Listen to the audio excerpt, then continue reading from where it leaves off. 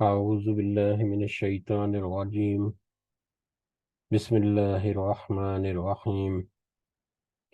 رب اشرح لي صدري ويسر لي أمري واحلل عقدة من لساني يفقه قولي. ربي يسر ولا تعسر وتمم بالخير. اللهم لا سهل إلا ما جعلته سهلا وأنت تجعل الحزن إذا شئت سهلا. اللهم انفعنا بما علمتنا وعلمنا ما ينفعنا وزدنا علما. آمین یا رب العالمین.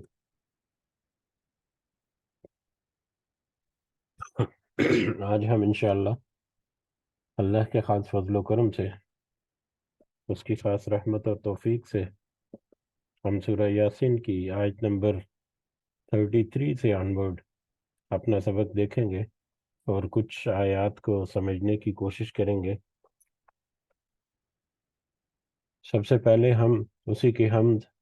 اور اسی کا شکر اور اسی کی تعریف کرتے ہیں جس نے ہمیں یہ وقت اور یہ مہلت عطا فرمائی، جس نے ہمیں یہ رزق، یہ ٹیکنالوجی، یہ بے شمار سہولتیں اور نعمتیں ہمیں عطا فرمائیں، اور خاص کر جس نے ہمارے دلوں میں یہ ڈالا کہ ہم اس بابرکت کلام کو سمجھنے کی کوشش کریں۔ اللہ تعالیٰ سے دعا ہے کہ اس کوشش میں ہمیں استقامت نصیب فرمائے، اس کوشش کو اللہ تعالیٰ قبول فرمائے،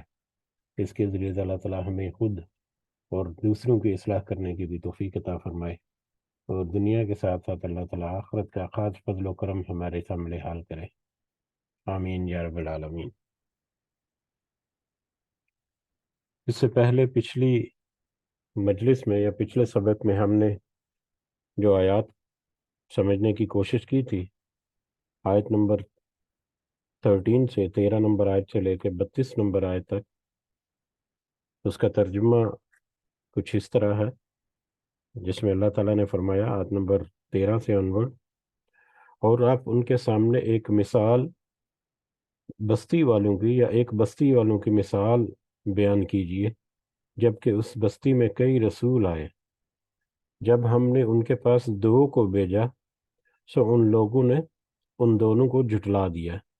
پھر ہم نے تیسرے سے ان کی تائید کی سو ان تینوں نے کہا کہ ہم تمہارے پاس بھیجے گئے ہیں۔ ان لوگوں نے کہا کہ تم تو ہماری طرح معمولی آدمی ہو اور رحمان نے کوئی چیز نازل نہیں کی، تم نرا جھوٹ بولتے ہو۔ ان رسولوں نے کہا کہ ہمارا پروردگار جانتا ہے کہ بے شک ہم تمہارے پاس بھیجے گئے ہیں، اللہ کے رسول بھیجے گئے ہیں، اور ہمارا ذمہ تو صرف واضح طور پر پہنچا دینا ہے۔ انہوں نے کہا کہ ہم تو تم کو منحوس سمجھتے ہیں، اگر تم باز نہ آئے تو ہم پتھروں سے تمہارا کام تمام کر دیں گے اور تم کو ہماری طرف سے سخت تکلیف پہنچے گی۔ ان رسولوں نے کہا کہ تمہاری نحوست تمہارے ساتھ ہی لگی ہوئی ہے، کیا اس کو نحوست سمجھتے ہو کہ تم کو نصیحت کی جائے؟ بلکہ تم تو حد سے نکل جانے والے لوگ ہو۔ اور ایک شخص اس شہر کے آخری حصے سے دوڑتا ہوا آیا اور کہنے لگا، اے میری قوم، ان رسولوں کی راہ پر چلو، ایسے لوگوں کی راہ پر چلو جو تم سے کوئی معاوضہ نہیں مانگتے اور وہ راہ راست پر ہیں، اور مجھے کیا ہو گیا ہے کہ میں اس کی عبادت نہ کروں جس نے مجھے پیدا کیا، اور تم سب اسی کی طرف لوٹائے جاؤ گے۔ کیا میں اسے چھوڑ کر ایسے معبودوں کو کہ اگر اللہ رحمان مجھے کوئی نقصان پہنچانا چاہے تو ان کی سفارش مجھے کچھ بھی نفع نہ پہنچا سکے اور نہ وہ مجھے بچا سکیں، تو پھر تو میں یقیناً کھلی گمراہی میں ہوں۔ میری سنو تو میں سچے دل سے تم سب کے رب پر ایمان لا چکا ہوں۔ اس پر اس شخص کو قتل کر دیے گئے، شہید کر دیا گیا۔ پھر اس کے بعد اس سے کہا گیا کہ جنت میں چلا جا۔ کہنے لگا، کاش میری قوم کو بھی علم ہو جاتا کہ مجھے میرے رب نے بخش دیا اور مجھے باعزت لوگوں میں کر دیا۔ اس کے بعد ہم نے اس قوم پر آسمان سے کوئی لشکر نہ اتارا اور نہ ہی اس طرح ہم اتارا کرتے ہیں۔ وہ تو صرف ایک زور کی چیخ تھی کہ یکا وہ سب بجھ گئے۔ ایسے بندوں پر افسوس، کبھی بھی کوئی رسول ان کے پاس نہیں آیا جس کی انہوں نے ہنسی نہ اڑائی ہو۔ کیا انہوں نے نہیں دیکھا کہ ان کے پہلے بہت سی قوموں کو ہم نے غارت کر دیا کہ وہ ان کی طرف لوٹ کر نہیں آئیں گی، اور نہیں ہے کوئی جماعت مگر یہ کہ وہ جمع ہو کر ہمارے ہی سامنے حاضر کی جائے گی۔ یہ پچھلے سبق کا جو آیات تھی یا جو رکوع تھا، اس میں ایک ایسی بستی کا اللہ تعالیٰ نے ذکر کیا کہ جس میں بہت سارے رسول بھیجے، لیکن انہوں نے ان رسولوں کا انکار کیا، ان رسولوں کو رسول ماننے سے سب سے پہلے انکار کیا کہ تم تو ہماری طرح معمولی آدمی اور انسان ہو۔ پھر انہی کی بستی سے ایک شخص جس کو اللہ تعالیٰ نے ہدایت نصیب کی، اس نے گواہی دی اور اس نے پھر سپورٹ کیا ان رسولوں کو، تو انہوں نے اس شخص کے خلاف، اس مومن شخص کے خلاف بھی اقدامات کیے اور اسے قتل کر دیا۔ اور اس کی شہادت کے بعد جب وہ غیب میں برزخ میں چلا گیا، ایک پردے کی زندگی میں چلا گیا، اور اللہ تعالیٰ نے جب اسے بشارت دی جنت کی، تو پھر وہ کہتا ہے کہ کاش کہ میری لوگ بھی یا میری قوم جو ہے وہ بھی اس چیز کا ادراک کرتی، یا وہ بھی اس چیز کو سمجھ سکتی جو آج میری کنڈیشن ہے، کہ میں نے دنیا میں حق کے ساتھ کھڑا ہو کر اپنی جان قربان کر دی، اور آج اللہ تعالیٰ نے مجھے بخش دیا اور مجھے عزت دار لوگوں میں بھی شامل کر دیا۔ کاش کہ میری قوم جو ہے وہ یہ جان جاتی۔ تو آج ہمارے لیے بھی یہ وقت ہے کہ ہم اس غیب کا علم یا غیب کی باتوں میں سے کچھ باتیں جو اللہ تعالیٰ نے ہمیں بتائیں، جو یقیناً حق ہے اور جو یقیناً ایک وقت ہمارے سامنے ہم اپنی آنکھوں سے اس چیز کا مشاہدہ کریں گے، اس حق کا اور اس سچ کا جو آج ہمارے سامنے غیب سے اللہ تعالیٰ ہمیں بتا رہا ہے۔ تو ہمیں چاہیے اللہ تعالیٰ ہمیں ہمت، طاقت اور توفیق دے کہ ہم اس غیب کی جو باتیں جو اللہ تعالیٰ نے ہمیں ذکر کی وہ ہمارے دلوں پر اثر کریں، اور اللہ تعالیٰ ہمیں اس کے مطابق اپنی اصلاح کرنے کی بھی توفیق عطا فرمائے۔ آمین آمین یا رب۔ بڑھتے ہیں آج کے اگلے سبق کی طرف۔ آیت نمبر 33 سے آج ہمارا سبق شروع ہوگا انشاءاللہ۔ اور جیسا کہ ہم نے دیکھا کہ پچھلے جو کچھ آیات گزری ہیں اس میں بھی مشرکین کے ساتھ اللہ تعالیٰ نے اسی طرح سے ان کی نصیحت یا ان کے دل کو کھولنے کے لیے یا ان کے اوپر واضح کرنے کے لیے رسولوں اور کتاب قرآن مجید، اور پھر آخرت قیامت کے بارے میں تذکرہ، تینوں چیزیں ساتھ ساتھ اللہ تعالیٰ اکثر جو ہے وہ قرآن مجید کے آیات میں تذکرہ ملتا ہے ہمارا آگے پیچھے ایک دوسرے کو سپورٹ کرتے ہوئے۔ تو دیکھتے ہیں آج ہماری اگلی آیات جو ہیں وہ ہمیں کیا واضح کرتی ہیں یا کیا نصیحت ہمیں دیتی ہیں۔ اعوذ باللہ من الشیطان الرجیم، آیت نمبر 33۔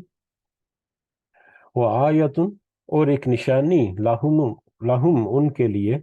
اور ان کے لیے ایک نشانی یہ بھی ہے کہ یہ کن کے لیے؟ ان مشرکین مکہ کے لیے، یا ان مشرکین کے لیے، ان مشرکین مکہ کہ جب یہ آیات نازل ہیں اس وقت کے لوگوں کے لیے، یا اوپن آیت کے طور پر پوری نوع انسانی کے لیے، اس میں مسلمان بھی ہیں، مومن بھی ہیں، اور اس میں مشرکین بھی ہیں، اور اس میں ایتھس بھی ہیں، سارے جتنے نوع انسان ہیں وہ ساری کی ساری ہے۔ آج ہمارے لیے بھی یہ آیت جو ہے وہ کھلے طور پر موجود ہے۔ وہ آیتن لہم، اور ان کے لیے ایک نشانی اس میں بھی ہے، الارض زمین میں، اور ان کے لیے زمین میں بھی ایک نشانی ہے۔ زمین میں تھوڑا سا غور و فکر کریں، تھوڑا سا توجہ سے اگر بصیرت سے کام لے کر اس میں بھی وہ ڈھونڈے تو ان میں ایک نشانی نظر آتی ہے۔ بہت ساری نشانیاں، اس میں سے ایک کا ذکر المیتۃ، وہ زمین جو کہ مردہ ہے، وہ زمین جو کہ مردہ ہے، اس میں بھی اللہ تعالیٰ کی ایک نشانی ہے۔ احییناہا، ہم نے زندہ کر دیا اسے، وَأَخْرَجْنَا مِنْهَا حَبًّا، اور ہم نے نکالا اس سے دانا یعنی اناج، ہم نے اسے زندہ کر دیا اس مردہ زمین کو، پھر اس میں سے دانا یا اناج یا فصلیں جو ہیں گندم اور جو اور باجرہ یا اس طرح کی جتنی چاول وغیرہ اناج کی فصلیں جو ہیں، پھر ہم نے اس میں سے وہ نکالی۔ اس زمین کو زندہ کرنے کے بعد سب سے پہلے تو زمین کا زندہ کیا جانا، یہ ہمیشہ اللہ تعالیٰ نے بہت ساری آیات جو ہیں وہ اس آیت یا اس طرف اشارہ کرتے ہوئے نازل کی کہ زمین کا جو سائیکل ہے یہ اتنی بڑی مثال ہے کہ صرف انسان جو ہے وہ اسی کے اوپر غور و فکر کرے تو اس کی جتنی بہت ساری الجھنیں جو ہیں اس کے دل کی، اس کے دماغ کی، اس کے سارے وسوسے جو ہیں اللہ کے بارے میں، اس کی توحید کے بارے میں اور اس کے قدرت کے بارے میں، وہ اس کے اوپر واضح ہو جاتی ہیں۔ لیکن شرط یہی ہے کہ وہ ان بایسڈ ہو کر بڑی توجہ کے ساتھ اور بڑے خلوص کے ساتھ اس پورا جو سائیکل ہے اس کے اوپر غور و فکر کرے، جس میں بارش کا پورا نظام یعنی پورا واٹر سائیکل جو ہے اس کو بار بار ہم ریپیٹ بھی کرتے رہتے ہیں۔ اب آہستہ آہستہ اس کو مختصر انداز میں ہم نے اشارتاً ذکر کرنا شروع کر دیا، کیونکہ پورا واٹر سائیکل بخارات کا یا اٹھ کر بادل بنانا، پھر اس کا ہواؤں کی ساتھ ساتھ چل کر میدانی علاقوں میں اور پھر پہاڑی علاقوں میں جانا اور بارش برسانا مختلف جگہوں پر، اور پہاڑوں کے اوپر جا کر گلیشیئرز کی شکل میں اس کو واٹر سٹوریج کی حیثیت میں اس کو سٹور کر دینا، جہاں سے پورا سال جو ہے وہ پانی جو ہے وہ تھوڑا تھوڑا کر کے رس کے ندی نالوں کی شکل میں بہتا ہے اور زمین کے مختلف حصوں میں پھیل جاتا ہے، اور بارش کے علاوہ بھی دوسرے اوقات میں بھی وہ سیراب کرتا ہے۔ اسی طرح سے زمین کا جو واٹر ٹیبل ہے اس کو ٹاپ اپ کیا جاتا ہے اسی بارش کی وجہ سے یا اسی پورے سسٹم کے ذریعے سے، اور پھر اس سارے سسٹم میں پھر زمین کے اوپر جب پانی برستا ہے تو اس سے پھر زمین جو ہے وہ توانائی حاصل کرتی ہے، اور وہ مردہ زمین یا فصلوں کی مثال جو ہے وہ بہت بہترین ہے اس کو سمجھنے کے لیے کہ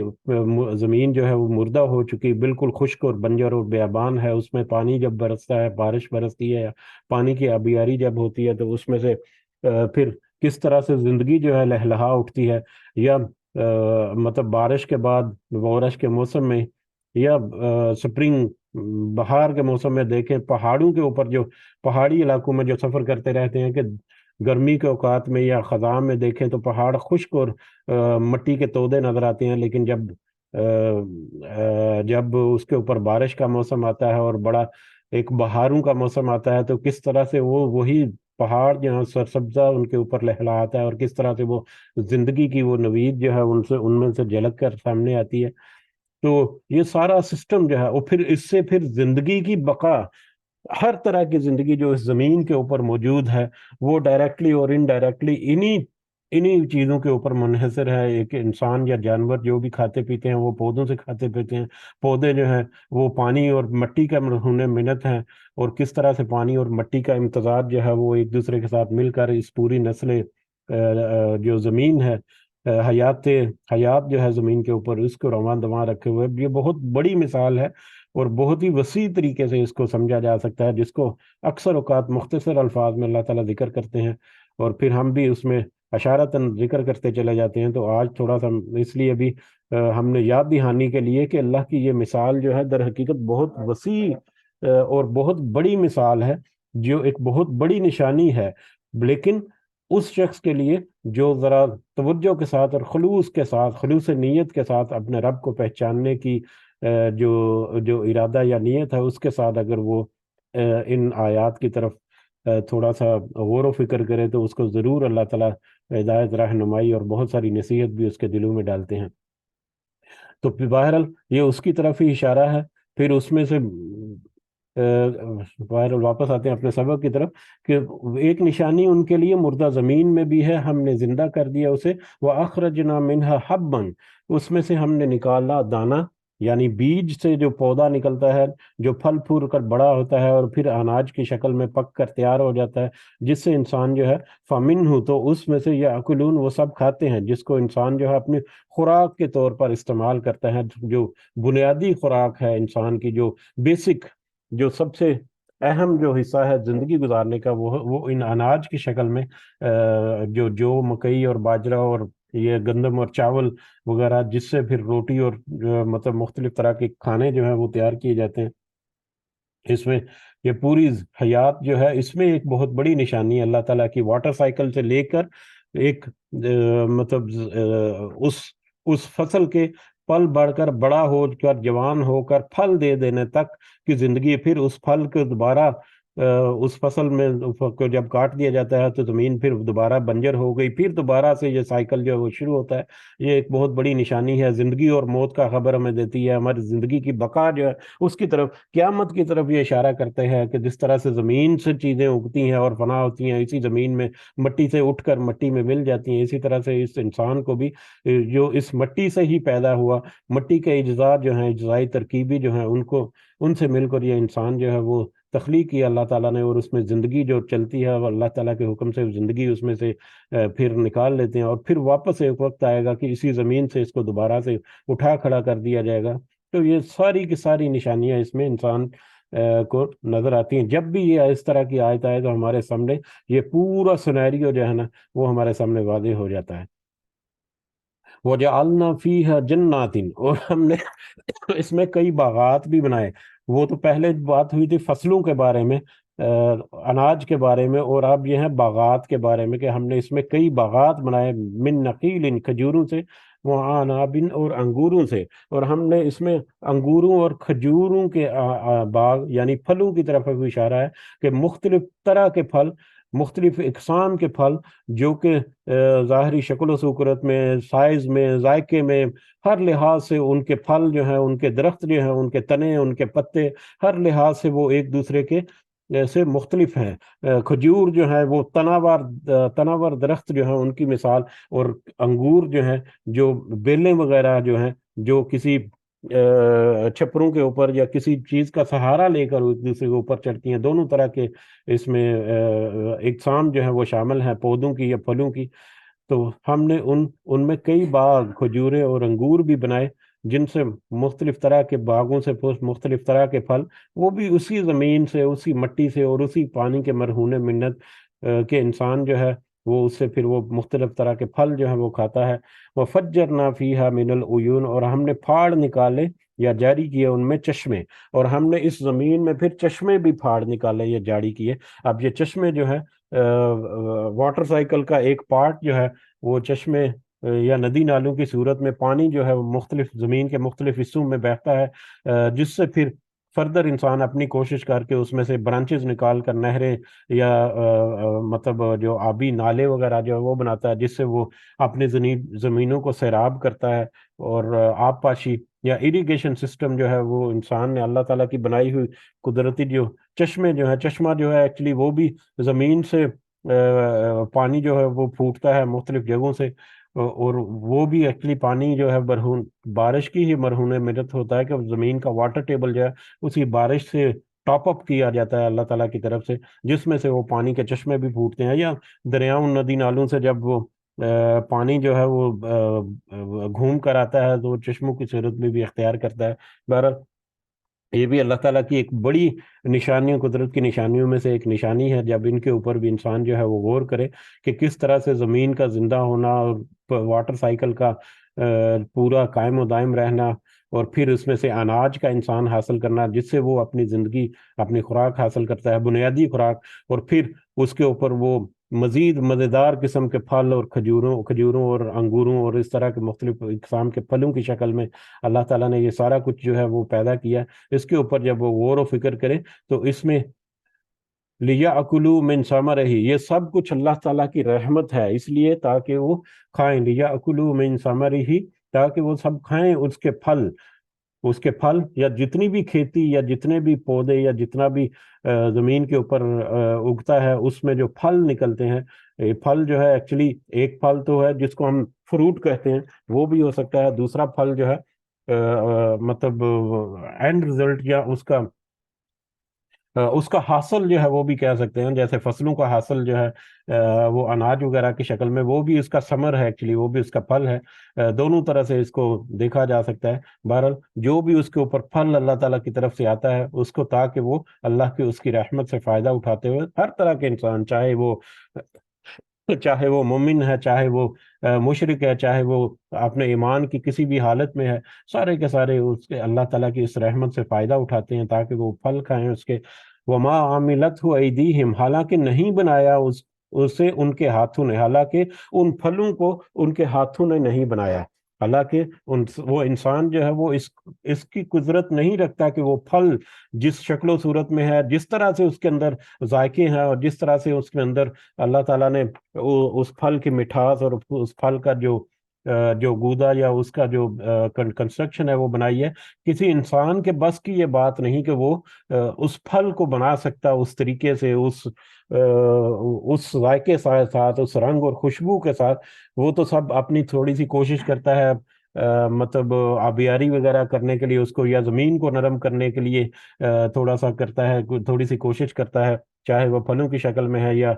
فصلوں کی شکل میں ہے۔ اس کے بعد پھر وہ مرہون منت ہوتا ہے، انحصار کرتا ہے اللہ تعالیٰ کی رحمت اور قدرت کا، کہ اللہ تعالیٰ اپنی رحمت اور قدرت سے اس کی جو کوشش ہے جس سے وہ زمین نرم کرتا ہے، یا پانی اس کو مہیا کرتا ہے، یا بارش سے اس کو پانی مل جاتا ہے، تو اس سے پھر وہ بیج جب ہوتا ہے یا پھلوں کی شکل میں آلریڈی درخت جو موجود ہیں ان کے اوپر پھر اللہ تعالیٰ پھل جو لگاتا ہے، تو یہ اللہ تعالیٰ کی قدرت کی طرف ایک اشارہ ہے، اللہ تعالیٰ کی رحمت کی طرف اشارہ ہے، جو ہر طرح کے انسان جو ہے وہ فائدہ اٹھاتے ہیں اس زمین کے، اس زندگی میں۔ اسی طرح سے یہ جو وما عملت ایدیہم، اس کا ایک دوسرا ترجمہ جو ہے وہ مختلف کچھ جو مفسرین ہیں، جس میں مولانا مودودی اور مولانا اور یوسف اصلاح الدین یوسف جو ہیں، وہ بھی شامل ہیں، اور بھی ہوں گے غالباً، کہ انہوں نے یہ بھی کہا ہے کہ وما عملت ایدیہم، کہ جو کہ ان کے ہاتھوں نے بنایا ان پھلوں سے، ان پھلوں کی بائی پروڈکٹ جو ہیں ان کی طرف وہ اشارہ کرتے ہیں، کہ ان پھلوں سے پھر آگے ان کے جوسز وغیرہ، ان کے نیکٹرز جو ہیں وہ نکال کر، یا جوسز ان سے حاصل کر کے وہ اب وہ پھل جو ہے، پھل کا ایک اپنا ذائقہ، اپنا خوشبو، اپنی فرح تک تسکین ہوتی ہے، لیکن اسی پھل سے جب نیکٹر جو ہے وہ، یا جوس جو ہے، اس کو نیکٹر جو ہے وہ کشید کر کے، اور جوس جو ہے اس کو گرائنڈ وغیرہ کر کے جب وہ بنایا جاتا ہے، تو وہی پھل کا جو ایک بائی پروڈکٹ جو ہے اس کا ذائقہ بھی مختلف ہے، اس کی حیت بھی مختلف ہو جاتی ہے، اور پینے میں بھی اور زیادہ مختلف انداز میں نظر آتا ہے۔ پھر اس کو مزید پروسیس کر کے اس کے ذریعے سے پھر سویٹس وغیرہ بنا کر، یا چاٹ وغیرہ بنا کر، مختلف پھلوں کا مکسر کر کے جب انسان جب کھاتا ہے، تو وہ اور بھی مختلف شکلیں جو ہیں انہی پھلوں کی، اور جو اللہ تعالیٰ نے اس کو عطا کی ہیں، اس میں سے مزید زیادہ وہ راحت جو ہے وہ اپنی حاصل کرتا ہے۔ تو کچھ مفسرین نے اس کی طرف بھی اشارہ کیا ہے، تو ٹیکنیکلی اس میں کیا ڈفرنس ہے وما کا، کہ وما عملت ایدیہم، اور جو کہ ان کے ہاتھوں نے بنایا ان پھلوں کے ذریعے سے، اس سے پھر انسان جو ہے وہ اللہ تعالیٰ کی رحمت سے فائدہ اٹھائے۔ یہ سب کچھ اللہ تعالیٰ نے اس لیے ہے تاکہ اللہ کے فضل و کرم سے یہ انسان جو ہے فائدہ اٹھائیں، نمبر 1، اور نمبر 2، جیسا کہ ابھی اس آیت کے شروع میں ہی ہے کہ آیت نشانی ہے، اس نشانی میں غور و فکر کریں کہ کس طرح سے یہ سارا کچھ وجود میں آیا، اور کس طرح سے یہ سارا کچھ نظام جو ہے چل رہا ہے، اور کس طرح سے انسان جو ہے نعمتوں سے فائدہ اٹھاتا ہے۔ اس ذات کو پہچانے جس نے یہ سارا کچھ میسر کیا ہے انسان کو۔ افلا یشکرون، تو کیا بھلا نہیں شکر کرتے؟ اس کے باوجود اکثر لوگ جو ہے وہ شکر نہیں کرتے، اس کے باوجود اکثر لوگ جو ہے وہ اللہ کا شکر ادا کرنا، بہت دفعہ ہم نے ذکر کیا کہ اللہ کا شکر ادا کرنے کا مطلب اس کی نعمتوں سے، اس کی رحمتوں سے فائدہ اٹھا کر اس کی عاجزی اختیار کرنا، اور اس کے احکامات کے سامنے اپنا سر جو ہے وہ سر تسلیم خم کر دینا، یہ اللہ تعالیٰ کا شکر ہے۔ تو پھر بھی شکر نہیں ادا کرتے، پھر بھی ناشکری کرتے ہیں، کہ اللہ کی رحمتوں کا تو فائدہ اٹھاتے ہیں، اس کے فضل و کرم کا، اس کے دیے ہوئے پھلوں سے وہ تسکین اور فرحت اور توانائی، انرجی حاصل کرتے ہیں اپنی زندگی کو برقرار رکھنے کے لیے، لیکن اس کے احکامات کو نہیں مانتے، تو پھر بھی اکثر جو ہے وہ شکر نہیں کرتے۔ تو بھلا پھر بھی ان کو شکر نہیں کرنا چاہیے، یا پھر بھی وہ کیوں شکر نہیں کرتے؟ سبحان اللہ، پاک ہے وہ ذات، اللہ کی ذات جو ہے وہ پاک ہے، بلند و برتر ہے، ہر طرح کی عیب سے، ہر طرح کی مطلب ضرورت کی وہ محتاج نہیں ہے، کسی چیز کی، کسی کائنات کی مخلوق کی وہ محتاج نہیں ہے، وہ تو پاک ہے، جو کہ ہر چیز کی خالق اور مالک ہے۔ سبحان اللہ، پاک ہے وہ ذات، خلق ازواج کلھا، پیدا کیے اس نے، اس ذات نے جوڑے، کلھا، وہ سب جوڑے، یا ہر چیز کے جوڑے جو کہ اس کائنات میں اللہ تعالیٰ نے تخلیق کیے، سب جو جو چیزیں اللہ تعالیٰ نے اس کائنات میں تخلیق کی، سب کے اللہ تعالیٰ نے جوڑے پیدا کیے. خلق ازواج، اس آیت کو دو تین ٹکڑوں میں ہم یا دو تین حصوں میں ہم سمجھنے کی کوشش کریں گے، اور یہ بہت ہی ایک اہم آیت ہے آج کے سبق کے حوالے سے اگر دیکھیں تو. خلق الازواج کلھا، اللہ تعالیٰ کی پہچان کے لیے اللہ تعالیٰ نے یہاں پر ذکر کیا کہ ذرا وہ اس بات پر بھی غور کریں کہ وہ پاک ذات جو ہے اس نے پیدا کیے جوڑے، کلھا، ہر چیز کے. اس کائنات میں جتنی چیزیں ہیں وہ ہر چیز کے جوڑے پیدا کیے. اس آیت کا پہلے ترجمہ دیکھتے ہیں، پھر اس کو سمجھنے کی مزید کوشش کرتے ہیں. ہر چیز کے اس نے اللہ تعالیٰ نے جوڑے پیدا کیے. زوج مما تنبت الارض، اور ان جوڑوں کی جو اللہ تعالیٰ نے مثالیں دے رہا ہے، ان مثالوں میں سے پہلی مثال مما تنبت الارض، ان میں سے جو اگاتی ہے زمین جو چیزیں اگاتی ہیں ان میں بھی اللہ تعالیٰ نے جوڑے پیدا کیے، یعنی نباتات میں، پودے جو ہیں ان میں بھی اللہ تعالیٰ نے جوڑے پیدا کیے. وَمِنْ أَنفُسِهِمْ، اور خود ان کے نفسوں یعنی انسان جو یہ آیت جو پڑھ رہا ہے اس کو سمجھنے کی کوشش کر رہا ہے انسان، وہ خود اس کے نفسوں میں یا اس کی اپنی نسل میں بھی جوڑے پیدا کیے، یعنی مرد اور عورت اور یا خاوند اور بیوی. وما و مما، اور ان چیزوں میں سے جنہیں لا یعلمون، نہیں وہ سب جانتے، اور ان چیزوں میں بھی اللہ تعالیٰ نے جوڑے پیدا کیے یا بنا دیے جن کو وہ نہیں جانتے. یہ جن کو وہ نہیں جانتے، یہ آیت کی وسعت کی طرف ہمیں اشارہ کرتی ہے. اب ہم زوج جو ہے یا جوڑا جو ہے، ہم بہت دفعہ یہ لفظ جو ہے وہ گزر چکا ہماری نظروں سے، اور اس زوج کو ذرا اگر ہم سمجھنے کی کوشش کریں تو اس میں اللہ تعالیٰ کی ایک اتنی بڑی نشانی ہمیں نظر آئے گی کہ ہم اس کا اندازہ جو ہے یا اس نشانی کے وسعت جو ہے اس کو سمیٹنا یا اس کا احاطہ کرنا ہمارے لیے ناممکن ہے. زوج کیا ہوتا ہے، یا جوڑا جس کو عام طور پر ہم کہتے ہیں، کیا ہوتا ہے؟ عام طور پر جوڑا جو ہے وہ ہم زوج یا جوڑا جو ہے وہ کہہ دیتے ہیں جو دو افراد جو ہیں وہ ایک دوسرے کے ساتھ مل کر، جیسے مرد اور عورت جو ہے یا میاں اور بیوی جو ہے وہ ایک جوڑا ہے عام طور پر اسی طرح سے. لیکن زوج یا جوڑا جو ہے اس کو ہم تھوڑا سا مزید سمجھنے کی کوشش کریں تو جوڑا یا زوج کا مطلب یہ ہے کہ دو چیزیں چاہے وہ ایک دوسرے کے ہم مطلب ایک دوسرے سے مماثلت رکھتی ہوں یا چاہے بالکل ایک دوسرے کے اپوزٹ ہوں. دو مختلف چیزیں جو ہیں، جب دو مختلف چیزیں یا دو مختلف اجسام یا دو مختلف زندگیاں یا دو مختلف کردار جو ہیں، جب وہ دونوں مل کر ایک دوسرے کو سپورٹ کرتے ہوئے ایک دوسرے کے ساتھ مل کر کسی کام کو انجام دیتی ہیں یا کسی مقصد کو پورا کرتی ہیں یا کسی ایک تسلسل کو برقرار رکھتی ہیں، کسی ایک سسٹم کو برقرار رکھتی ہیں، جب دو مختلف طرح کی چیزیں مل کر، تو ان دو چیزوں کو جو ایک دوسرے کے ساتھ مل کر کوئی مقصد پورا کرتی ہیں یا کوئی کام انجام دیتی ہیں یا کسی منزل کی طرف رواں تواں ہے، اس کو ہم جوڑا کہتے ہیں. جیسے کہ اس کی مثالیں، بہت ساری مثالیں، بے شمار مثالیں، جس میں سے کچھ مثالیں اللہ تعالیٰ نے ذکر کی، اس کو ہلکا سا تذکرہ کرتے ہیں. تو پہلی بات تو اس آیت سے ہمیں ملی کہ خلق الازواج کلھا، کہ ہر چیز کے اللہ تعالیٰ نے جوڑے بنائے، ہر چیز کے اللہ تعالیٰ نے جوڑے کے بنائے. جتنی اللہ تعالیٰ نے تخلیق کی، مخلوق کی، پوری کائنات، اس میں جوڑے اللہ تعالیٰ نے بنائے. یعنی ہماری جو ڈیفینیشن ہے اس کو اگر ہم سامنے رکھیں تو یہ جتنی مخلوق ہے اللہ تعالیٰ کی، ان میں سے جوڑے کی شکل میں وہ ایک دوسرے کو سپورٹ کرتے ہوئے جتنے کائنات کے مظاہر ہیں، جتنی کائنات کی زندگی ہے یا جتنا کائنات کا حسن ہے، اس کو وہ دو مختلف چیزیں ایک دوسرے کے ساتھ مل کر ان کو انجام دیتی جا رہی ہیں. اور اس طرح سے یہ پورا سائیکل جو ہے وہ چل رہا ہے کائنات کا. تو اللہ تعالیٰ نے سب سے پہلے تو اشارہ کر دیا کہ ہر چیز کے اس نے جوڑے بنائے، پھر اس میں سے مثال دی، اس میں سے مما تنبت الارض، ان میں سے بھی جو اگاتی ہے زمین سے جو کیا چیزیں اگتی ہیں، پودے، جتنے پودے ہیں ان سب کے جوڑے بھی بنائے. یہ تو ہمیں سب کو پتہ ہے، بلکہ پرانے زمانوں کے اعتبار سے دیکھیں تو جب نبی کریم صلی اللہ علیہ وسلم کا زمانہ تھا، اس وقت بھی مطلب لوگ جو ہیں ان کو تھوڑا سا ادراک یا تھوڑا سا اس چیز کا آئیڈیا تھا کہ یہ ان میں بھی جوڑے ہیں، یعنی ان میں بھی نر اور مادہ ہے یا مذکر اور مؤنث ہے. یہی وجہ کی ایک حدیث سے ہمیں پتہ چلتا ہے، جب نبی کریم صلی اللہ علیہ وسلم مدینہ گئے تو مدینہ میں کھجور کی فصل کو زیادہ کرنے کے لیے ان کے نر جو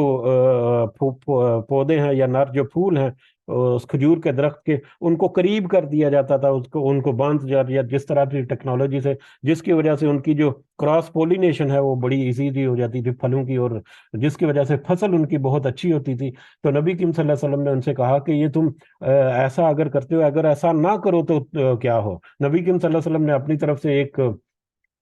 ایک بات کی، اور یعنی کہ ان کے لیے ایک دنیا کا ایک یہ عمل تھا جس کو زیادہ ڈیٹیل میں ظاہر نہیں جانتے تھے وہ، یا ان کے پاس اس سے پہلے ایسا نہیں تھا، مکہ میں یہ نہیں تھا شاید۔ تو انہوں نے مطلب لوگوں نے مدینہ کے لوگوں نے یہ سمجھا کہ نبی کریم صلی اللہ علیہ وسلم کا یہ اشارہ یہ ہے کہ اس طرح سے مت کرو، یا اس طرح سے نہ کریں تو وہ بہتر ہے۔ تو لہذا انہوں نے وہ کراس پولینیشن کے لیے جو بھی اپنا عمل کرتے تھے وہ اس کو ترک کر دیا ایک سیزن میں، جس کے نتیجے میں فصل جو ہے وہ کم ہوگی۔ تو نبی کریم صلی اللہ علیہ وسلم کی خدمت میں حاضر ہوئے اور ان سے کہا کہ حضور آپ نے اس طرح سے ہمیں کہا تھا، تو اس کا نتیجہ تو یہ ہوا کہ اب ہماری فصل کم ہو گئی ہے۔ تو نبی کریم صلی اللہ علیہ وسلم نے کہا کہ دنیا کے معاملات میں تم مجھ سے زیادہ جانتے ہو، یا دنیا کے معاملات میں تم زیادہ جانتے ہو۔ میرا کہنے کا مطلب یہ تو نہیں تھا کہ اس کو چھوڑ دو، تو وہ تو انہوں نے اپنی انفارمیشن کے لیے ان سے پوچھا تھا۔ تو اس حدیث سے میرے غالباً الفاظ میرے تھوڑے مختلف ہیں، لیکن اس کا مفہوم جو ہے وہ کسی چیز سے رہتا ہے۔ تو اس حدیث سے اندازہ ہوتا تھا کہ اس وقت کے لوگ جو ان کو بھی تھوڑا سا ادراک تھا کہ یہ نر اور مادہ ہو سکتا ہے، کہ نر اور مادہ اس شکل میں نہ ہو، لیکن آج کی ٹیکنالوجی اور آج کی سائنس اور ریسرچ اور جو آج کی تحقیق ہے وہ ہمیں اس چیز کو اس قدر آسانی کے ساتھ اور اس قدر وضاحت کے ساتھ ہمیں ذکر کرتی ہے کہ جتنے پودے ہیں ان میں بھی نر اور مادہ جو ہیں وہ موجود ہیں، جتنے پھل ہیں، جتنے پھول ہیں، جتنے قسم کے ہیں نباتات ہیں جو زمین سے اگتی ہیں، سب میں نر اور مادہ موجود ہے۔ تو ایک تو یہ ذکر ہے، اور یہ نر اور مادہ پودے جو ہیں، یعنی کہ زمین سے اگنے والے جو پودے ہیں ان کے جوڑے جو ہیں نر اور مادہ یا مذکر مؤنث، وہ مل کر ایک دوسرے کے ساتھ مل کر ایک مقصد کی تکمیل کرتے ہیں۔ وہ مقصد کیا ہے؟ زمین کے اوپر زندگی کا اٹھنا اور پھر واپس اس کا گر جانا، اور پھر واپس اٹھنا اور گر جانا۔ وہی پچھلی آیت میں جیسا کہ ذکر کیا، زمین کے اوپر جو پودے جو ہیں وہ کس طرح سے ایک دوسرے کے ساتھ ایک یعنی نر اور مادہ یا مذکر اور مونس پودے جو ہیں وہ جوڑا جو ہے ان مختلف نباتات کا، کس طرح سے وہ ایک دوسرے کو سپورٹ کرتے ہوئے اس پوری زمین کے اوپر جو زندگی کی بقا جو ہے اس کو وہ برقرار رکھے ہوئے ہیں۔ یہ ایک نشانیوں میں سے ایک نشانی ہے۔ اس کو ہم مزید بھی کھوج لگا سکتے ہیں، لیکن میرا خیال ہے اشارتاً اتنا ہی کافی ہے، کیونکہ آگے بہت وسعت ہے اس آیت کی۔ تو زمین کے اوپر اگنے والے پودے جتنے ہیں ان میں نر اور مادہ، ان میں بھی اللہ تعالیٰ نے جوڑے پیدا کیے۔ وَمِنْ أَنفُسِهِمْ، اور خود ان کی اپنے نفسوں میں یا خود ان کی اپنی جانوں میں، یعنی انسان کے اپنے اندر اگر وہ دیکھے تو وہ مرد اور عورت یا نر اور مادہ یا میاں اور بیوی، یہ دو جنسیں جو اللہ تعالیٰ نے پیدا کی، جو ظاہری خصوصیات کے اعتبار سے بے شک ایک جیسی ہیں، لیکن ان میں کچھ ڈفرینسز بھی ہیں، جذبات کا ڈفرنس ہے یا باقی جتنے بھی ہیں، لیکن یہ دونوں ایک دوسرے کے ساتھ مل کر کس طرح سے نسل انسانی کی بقا، کس طرح سے نسل انسانی کا تواتر یا اس کا تسلسل جو ہے اس کو برقرار رکھے ہوئے ہیں۔ یہ بھی ہمارے لیے ایک بہت بڑی نشانی ہے اللہ تعالیٰ کی، کہ کس طرح سے ان دونوں کے مطلب ایک دوسرے کی سپورٹ سے پھر آگے پھر نسل انسانی چلتی ہے، ایک نئی زندگی پیدا ہوتی ہے، پھر کس طرح سے اللہ تعالیٰ اس زندگی کی حفاظت کرتا ہے، وہ جوان ہوتی ہے، پھر وہ دوبارہ سے اسی پورے پروسیس سے دوبارہ سے آگے بڑھتا ہے، اور اس طرح سے پوری نسل انسانی جو چل رہی ہے۔ تو انسانوں کے اندر بھی جو جوڑے اللہ تعالیٰ نے بنائے، اس میں بھی اگر ہم تھوڑی سی مزید تحقیق کریں، مزید اس میں کھوج لگائیں، تو ہمیں بہت ساری نشانیاں ہماری اپنی زندگی، ہماری آئندہ نسلوں کی زندگی، ہماری پچھلی گزر گئی نسل جو ہے وہ اس میں بھی بے شمار ہمیں نشانیاں نظر آتی ہیں۔ وہ مما لا یعلمون، اور چوتھی جو چیز اللہ تعالیٰ نے ذکر کی وہ مما لا یعلمون، اور ان میں سے جنہیں وہ سب نہیں جانتے۔ اور بہت ساری چیزیں ایسی ہیں جن کو وہ جانتے ہی نہیں۔ کس طرح سے اللہ تعالیٰ نے بہت ساری چیزوں کو جوڑے بنائے جس کو انسان جانتا ہی نہیں۔ یہ در حقیقت ایک وسعت کی طرف اشارہ کرتی ہے۔ آیت کے شروع میں کہا کہ ہر چیز کے جوڑے اللہ تعالیٰ نے پیدا کیے، اور آیت کے آخر میں کہا کہ ان میں سے بہت ساری ایسی ہیں جن کو وہ جانتے ہی نہیں۔ اب یہ جوڑے جو ہیں، مطلب یہ ہمیں اس کی طرف توجہ کرتی ہے، یا اس طرف ہمیں انوائٹ کرتی ہے، یا آیت کا حصہ کہ ذرا تھوڑا سا اور بھی کھوج لگاؤ، کہ بہت ساری چیزیں ایسی ہیں جن میں اللہ تعالیٰ نے جوڑے بنائے لیکن تم ان کو نہیں جانتے۔ اس آیت کے اس حصے کے اوپر جب تھوڑی سی ہم مزید غور و فکر کرتے ہیں تو ہماری آنکھیں کھلی کھلی رہ جائیں گی کہ کیسے اللہ تعالیٰ نے اس پوری کائنات میں جوڑے بنائے، اور کس طرح سے وہ اللہ کی قدرت کی طرف اشارہ کرتے ہیں، ان کا جوڑا بن کر ایک دوسرے کو سپورٹ کرتے ہوئے رہنا۔ اب جوڑا جو ہے، جیسا کہ ہم نے ذکر کیا تھا کہ جوڑا جو ہے، زوج جو ہے، اس کا مطلب یہ ہے کہ وہ دو چیزیں جو ایک دوسرے سے مختلف بھی ہو سکتی ہیں، لیکن ایک دوسرے سے ملتی جلتی بھی ہو سکتی ہیں، لیکن ایک دوسرے کو سپورٹ کرتے ہوئے ایک کسی مقصد کو یا کسی پروسیس کو وہ مکمل کرتی ہیں، تکمیل کرتی ہیں اس کی۔ اگر اس سے مطابق ہم تھوڑا سا اور دو تین مثالیں اور دیکھنے کی کوشش کریں کہ کون سی اور چیزیں ہو سکتی ہیں جس میں اللہ تعالیٰ نے جوڑے بنائے، تو جب ہم جوڑا کی ڈیفینیشن کرتے ہیں تو عام طور پر اردو میں جس کو کہتے ہیں نا متضاد الفاظ، وہ بھی اس میں شامل ہوتے ہیں۔ جیسے مرد کا جو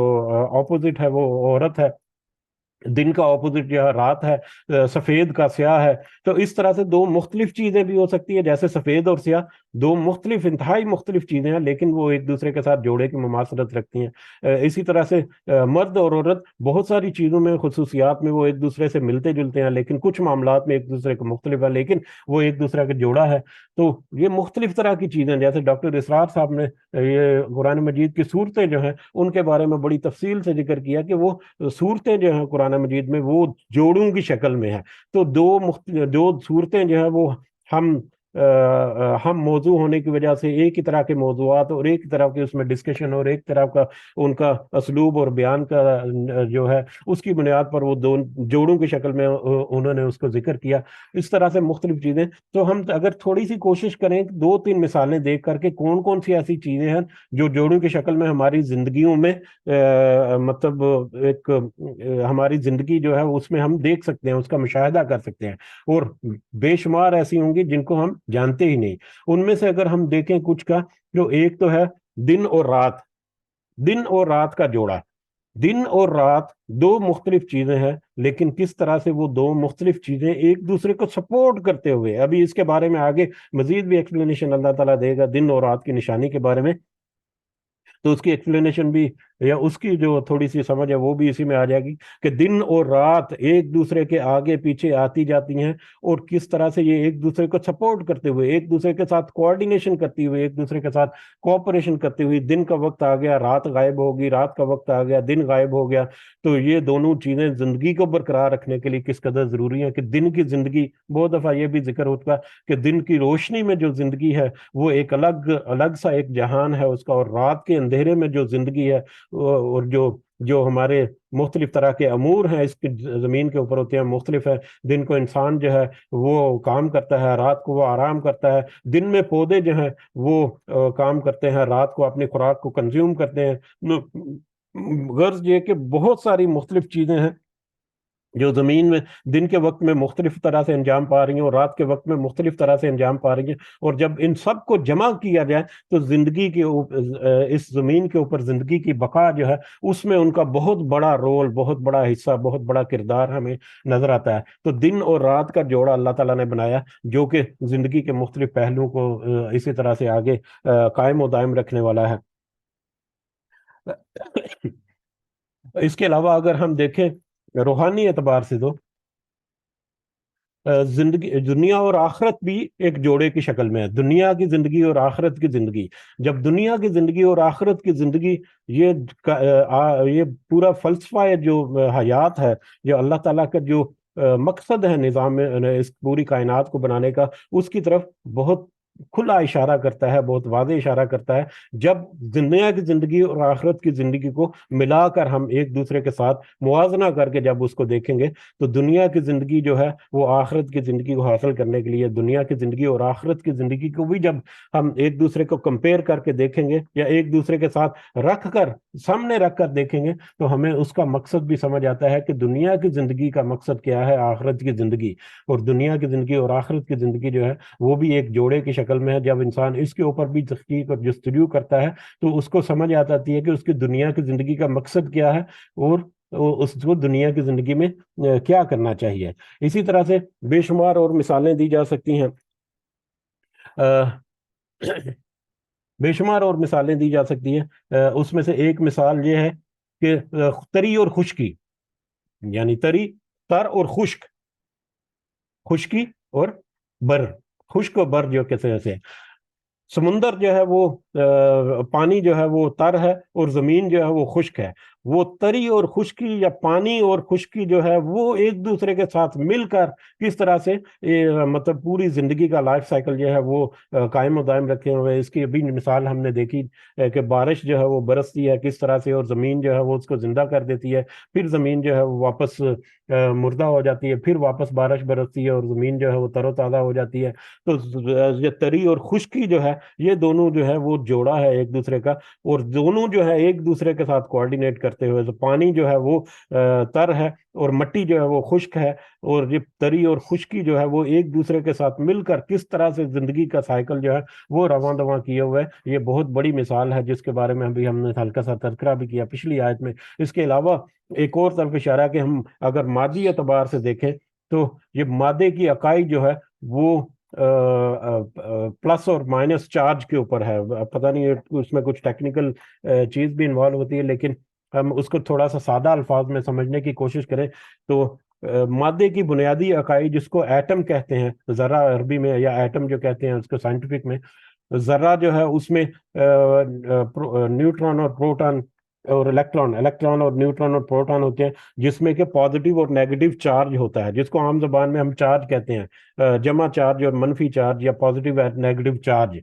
तो ये मादे की इकाई जो है वो भी एक पॉजिटिव और नेगेटिव चार्ज की मनहूर मिन्नत है, जो कि पॉजिटिव और नेगेटिव चार्ज जो एक दूसरे को आपस में एक दूसरे को अट्रैक्ट किए हुए, जिसकी वजह से उनकी बॉन्डिंग होती है, और जिसकी वजह से ये मादा जो है वो अपनी हैसियत और अपनी जो हैयत है, अपनी शक्ल है, उसको बरकरार रखता है। खैर, ये मादे की डेफिनेशन जो है ये तो थोड़ी सी कॉम्प्लिकेटेड है, लेकिन इसको थोड़ा सा आसान अंदाज में आम फहम मिसाल अगर हम अपनी जिंदगी से लेने की कोशिश करें तो हम देखते हैं कि ये पॉजिटिव और नेगेटिव चार्ज जो है, ये इलेक्ट्रिसिटी, इलेक्ट्रिकल और इलेक्ट्रॉनिक्स अप्लायंसेस जितनी है वो सब नेगेटिव और पॉजिटिव चार्ज के एक दूसरे के कोऑर्डिनेशन से है। वही मादे का जो बेसिक नेगेटिव और पॉजिटिव, जो इलेक्ट्रॉनिक्स वाले हैं, जो इलेक्ट्रिकल वाले जानते हैं कि इलेक्ट्रिसिटी जो है वो उसको एक डेफिनेशन जो है वो फ्लो ऑफ इलेक्ट्रॉन, यानी पॉजिटिव और नेगेटिव चार्ज जो है, पॉजिटिव चार्ज जो है वो स्टेशन रहता है और नेगेटिव चार्ज जो है फ्लो करता है, जिसकी वजह से बिजली जो है वो पैदा होती है, या बिजली जो है वो दौड़ती है तारों के अंदर या मुख्तलिफ अप्लायंसेस के अंदर।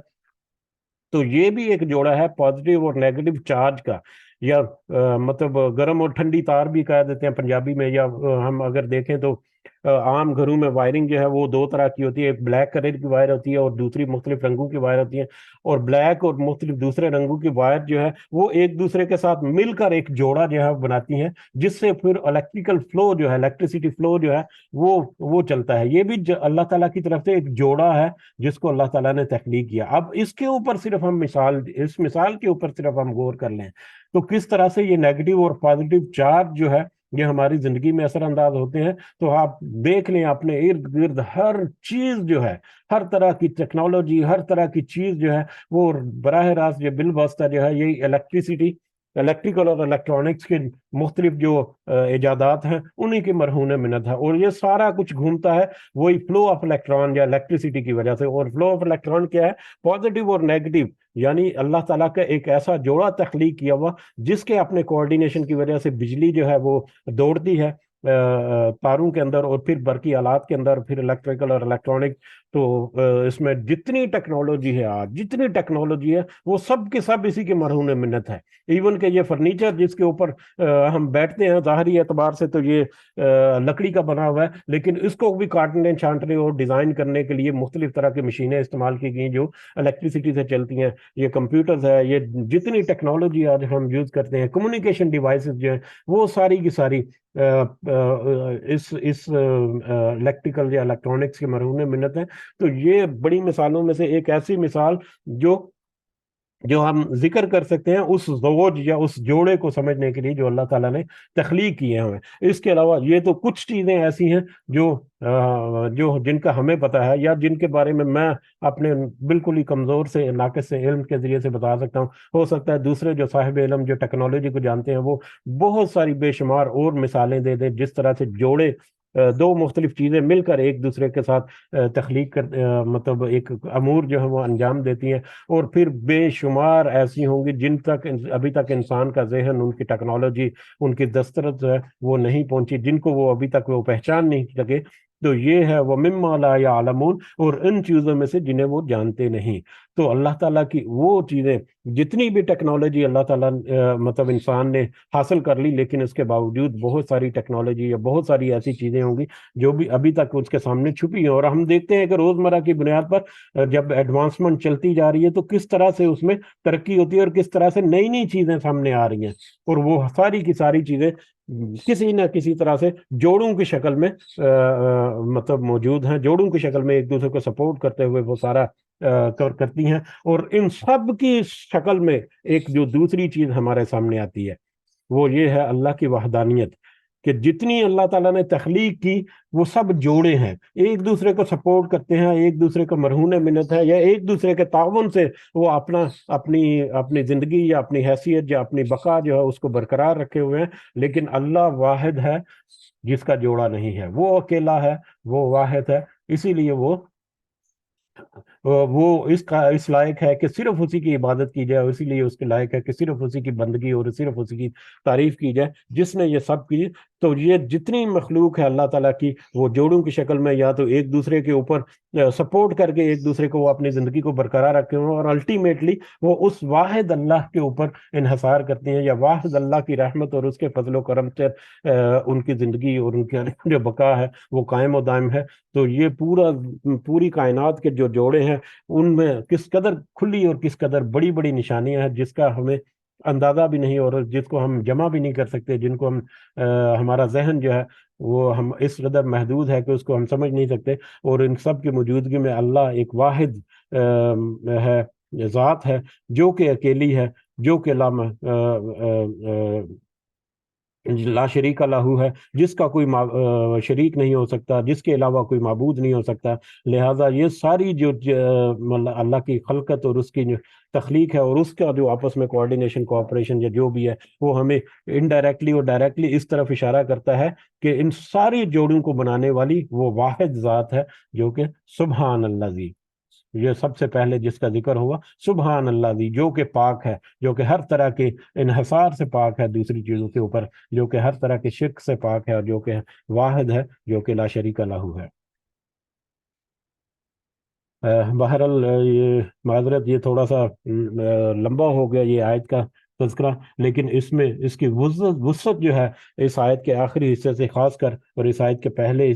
ایک دوسرے حصے سے، اس سے ہمیں اندازہ ہوا کہ ہم اس کے اوپر تھوڑی سی مزید تحقیق کریں تو ہمیں بے شمار اللہ تعالیٰ کی قدرت کی نشانیاں نظر آتی ہیں جو ہمارے ارد گرد ہمیں گھیرے ہوئے ہیں۔ اللہ کی رحمت اور فضل و کرم جو ہے وہ مختلف شکلوں میں ہمیں گھیرے ہوئے ہیں، جس کی طرف ہم تھوڑا سا اشارہ کرتے ہیں یا سمجھنے کی کوشش کرتے ہیں۔ افلا یشکرون، تو بھلا کیا نہیں شکر کرتے؟ پھر بھی ہمیں اللہ تعالیٰ کو شکر ادا کرنا چاہیے، اور اس کی جتنی رحمتیں اور جتنی اس کا فضل و کرم ہے اس کو ضرور ہمیں پہچان کر، بغیر پہچانے اللہ تعالیٰ نے جو ذکر کر دیا اس کے اوپر تو یقین رکھنا ہے، لیکن جب اگر غور و فکر کریں تو پھر ہمیں اور پہچان اس کی پہچان میں اور زیادہ مضبوطی ہوتی ہے۔ تو اللہ تعالیٰ سے ہمیں دعا ہے کہ اللہ تعالیٰ ہمیں اپنی پہچان کے بارے میں جتنی آیات ہیں وہ ہمارے سامنے مزید واضح کرے، اور اللہ تعالیٰ ہمیں اپنے توحید جو ہے، توحید کا ہمارا جو عقیدہ ہے اس کو مضبوط کرنے کے اللہ تعالیٰ ہمیں ہمت کا توفیق دے۔ آمین یا رب العالمین، وما علینا الا البلاغ المبین۔ جی اگر کچھ اضافہ کرنا چاہیں آپ تو کر سکتے ہیں، جزاکم اللہ خیر کثیرہ۔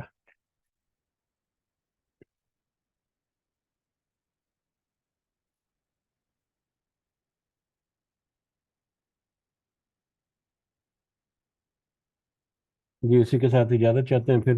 اگلے سبق کے لیے دعا میں ضرور یاد رکھیں سب کو، اللہ تعالیٰ ہم سب کے لیے آسانیاں کرے، ہمارے جتنے معاملات ہیں دنیا کی زندگی کے اللہ تعالیٰ ان میں خاص اپنا فضل و کرم رکھے، اور ہمارے جتنے مسائل ہیں، مشکلات ہیں، اللہ تعالیٰ اپنے خاص فضل و کرم سے ہمیں ان کے وہ سب ہمارے لیے آسان کر دے، ہماری نیک اور جائز حاجات اور خواہشات اللہ تعالیٰ پوری فرمائے، ہمارے والدین کو اللہ تعالیٰ خاص اپنے فضل و کرم میں رکھے، جو اس دنیا میں حیات ہیں اللہ تعالیٰ انہیں صحت سے بھرپور زندگی عطا فرمائے، اور جو اس دنیا سے گزر گئے ہمارے والدین اور بہن بھائی رشتہ دار سارے مومنین اور مومنات،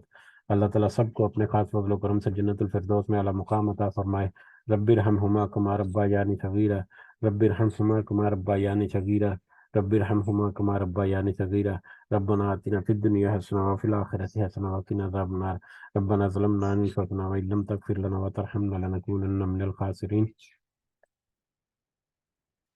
ربنا تقبل منا إنك أنت السميع العليم وتب علينا إنك أنت التواب الرحيم، سبحان ربك رب العزة عما يصفون وسلام على المرسلين والحمد لله رب العالمين، سبحانك اللهم وبحمدك أشهد أن لا إله إلا أنت أستغفرك وأتوب إليك،